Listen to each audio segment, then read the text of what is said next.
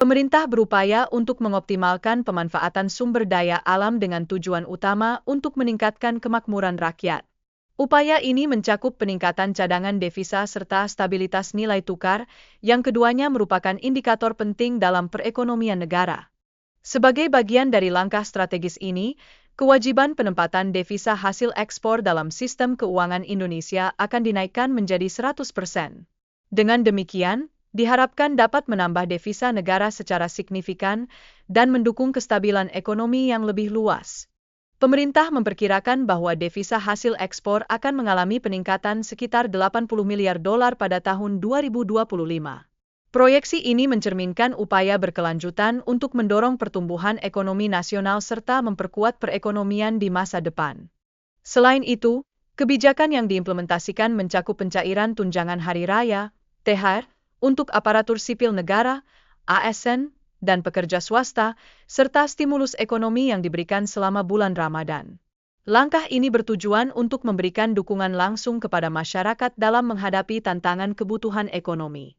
Stimulus ekonomi lainnya juga mencakup diskon tarif listrik, penghapusan PPN untuk pembelian properti dan otomotif, serta subsidi pajak untuk kendaraan listrik. Langkah-langkah ini diharapkan dapat meningkatkan daya beli masyarakat serta mendorong konsumsi yang lebih luas.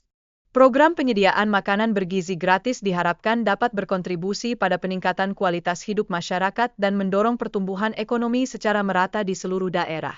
Upaya ini merupakan bagian integral dari strategi untuk mengurangi angka kemiskinan yang masih menjadi tantangan besar. Selanjutnya, program ketahanan pangan dan energi diharapkan dapat memperkuat basis ekonomi desa dan menciptakan lapangan kerja baru.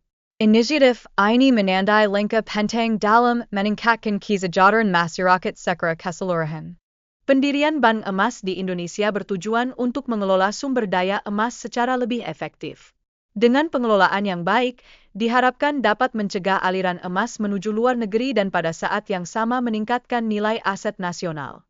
Indonesia juga telah diterima sebagai anggota BRICS, yang membuka peluang untuk kerjasama ekonomi yang lebih luas.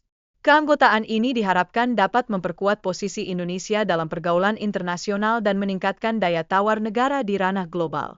Stimulus Lebaran yang diumumkan mencakup pemotongan tarif dan program diskon yang memberikan angin segar bagi masyarakat menjelang perayaan hari besar. Intervensi ini diharapkan dapat meringankan beban ekonomi rakyat dan meningkatkan kenyamanan selama periode tersebut. Program penyediaan makanan bergizi gratis dan optimalisasi penyaluran kredit usaha rakyat, KUR, diharapkan mampu meningkatkan daya saing dan pertumbuhan ekonomi di daerah. Fokus ini mencerminkan komitmen pemerintah dalam meningkatkan kualitas hidup masyarakat di seluruh Indonesia. Terakhir, konsolidasi badan usaha milik negara, BUMN, menjadi dana investasi nasional diharapkan dapat memperkuat ekonomi Indonesia.